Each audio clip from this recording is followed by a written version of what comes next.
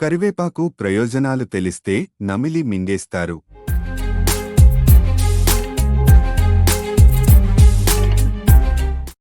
కరివేపాకును పక్కన పెట్టేస్తున్నారా? ఈ ఆరోగ్య ప్రయోజనాలు గురించి తెలిస్తే తప్పకుండా నమిలి మింగేస్తారు. ప్రతి భారతీయ వంటకాల్లో కరివేపు కామన్గా కనిపిస్తుంది.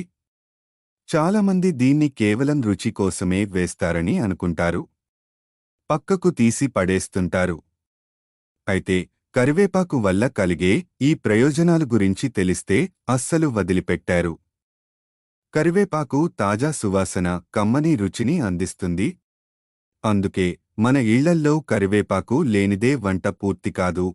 మన పూర్వీకులు ఇప్పటికీ ఆరోగ్యంగా ఉన్నారంటే కారణం ఈ కరివేపాకే. ఫాస్ట్ అందుబాటులోకి వచ్చిన తర్వాత కరివేపాకును పట్టించుకునేవాళ్లు తక్కువైపోయారు. మరి కరివేపాకు ప్రత్యేకతలు, అందులోని ఔషధగుణాలు ఏమిటో తెలుసుకుందామా? కరివేపాకు శాస్త్రీయ నామం ముర్రేయకీని. ఇది రుటేషియ కుటుంబానికి చెందినది. కరివేపాకు ఎక్కువగా ఇండియాలోనే పండుతుంది. చైనా, ఆస్ట్రేలియా, సిలోన్, నైజీరియాల్లో కూడా కరివేపాకు మొక్కలను పెంచుతారు. కరివేపాకులో ఉండే యాంటీ ఆక్సిడెంట్లు, వివిధ రకాల ఔషధ గుణాల ఉన్నాయి. అందువల్ల కరివేపాకును కేవలం వంటల్లోనే కాకుండా వివిధ ఔషధాల్లోని ఉపయోగిస్తారు. కరివేపాకులో anti carcinogenic, anti inflammatory, anti diabetic, hepatoprotective ఎక్కువగా ఉంటాయి. ఇవి మన కాలేయానికి రక్షణ కల్పిస్తాయి. కరివేపాకు వల్ల కలిగే మరిన్ని ఆరోగ్య ప్రయోజనాలు ఇవి. జుట్టు సమస్యలను నివారించేందుకు కరివేపాకు ఉపయోగపడుతుంది. జీర్ణశక్తి మెరుగుపరుస్తుంది. అజీర్తి, ఎక్సెసివ్ యాసిడ్స్ ఉత్పత్తిని నివారిస్తుంది. కరివేపాకు చర్మం సంరక్షణకు సహాయపడుతుంది. ఆకులు రసం లేదా పేస్ట్ కాలిన తెగిన గాయాలు, చర్మం దురదలు తగ్గించడానికి ఉపయోగపడతాయి. శరీరంలోని బ్యాడ్ కొలెస్ట్రాల్, ఫ్యాట్ను కరిగించి బరువు తగ్గిస్తుంది. ఆమ్లస్రావం, జీర్ణపూతలు, ఎముకల అరుగుదలకు, డయాబెటీస్, అతిసారం, గ్యాస్ట్రోఇంటెస్టినల్ సమస్యలను నియంత్రిస్తుంది. కరివేపాకు వేర్లను శరీర నొప్పులను తగ్గించేందుకు ఉపయోగిస్తారు. కరివేపాకు హైపర్గ్లైసిమిక్ డయాబెటిక్ రోగుల రక్త గ్లూకోజ్ స్థాయిని నియంత్రిస్తాయి. లుకేమియా, ప్రొస్టేట్ క్యాన్సర్, కొలోరెక్టల్ క్యాన్సర్ల నివారణకు కరివేపాకు మంచి ఔషధం అని తేలింది.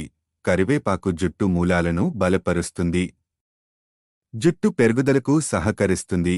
కరివేపాకులో ఉండే విటమిన్ కంటి చూపును మెరుగుపరుస్తుంది. పాము కాటు ఉపశమనం కోసం కరివేపాకు బెరడును వాడుతారు. కరివేపాకులో కార్బోహైడ్రేట్లు, ఫైబర్, కాల్షియం, ఫాస్ఫరస్, ఇనుము, మెగ్నీషియం, రాగి ఉంటాయి. నికోటినిక్ ఆమ్లంతో పాటు vitamin C, vitamin A, vitamin B, vitamin E, antioxidants, ప్లాస్టీస్టెరాల్స్, అమైనో ఆమ్లాలు, గ్లైకోసైడ్లు, ఫ్లేవానాయిడ్స్ ఉంటాయి. కరివేపాకులో ఉన్న కార్బజోల్ ఆల్కలోయిడ్లలో అతిసారాన్ని నివారించవచ్చు. ఆయుర్వేదంలో జీర్ణశయ సమస్యలకు కరివేపాకును ఉపయోగిస్తారు. కరివేపాకులోని యాంటాక్సిడెంట్లు బ్యాక్టీరియా, ఫంగల్ ఇన్ఫెక్షన్లతో పోరాడుతుంది. కరివేపాకులోని టానిన్లు, కార్బాజోల్ ఆల్కలాయిడ్లు హెపటైటిస్, సిర్రోసిస్ వంటి వ్యాధుల నుంచి కాలేయాన్ని కాపాడుతాయి. కరివేపాకు చర్మం సంరక్షణకు సహాయపడుతుంది.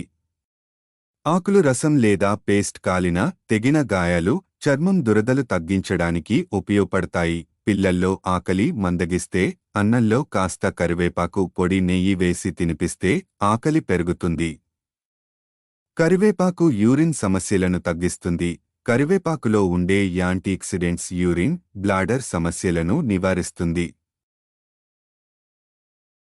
కరివేపాకులు యాంటీ ఇన్ఫ్లమేటరీ లక్షణాలు ఉన్నాయి. దీన్ని చర్మానికి రాస్తే మంచి ఫలితం కనిపిస్తుంది. కరివేపాకు తినడం వల్ల అనీమియా తగ్గుతుంది. కరివేపాకులో ఉండే ఐరన్ రక్తహీనత సమస్యలతో బాధపడేవారికి మేలు చేస్తుంది. కరివేపాకు డయేరియాను నివారిస్తుంది. కరివేపాకు తినేవారికి గుండె జబ్బులు వచ్చే ప్రమాదం తక్కువగా ఉంటుంది. కరివేపాకు తింటే శరీరంలోని టాక్సిన్స్ తొలగిపోతాయి. రక్తంలో చక్కెర స్థాయిని తగ్గించే పదార్థాలు కరివేపాకులో అధికంగా ఉండి మధుమేహం రోగులకు మేలు చేస్తుంది. కరివేపాకులోని కొయినిజన్ వంటి రసాయనాలు మధుమేహ రోగులకు వరం.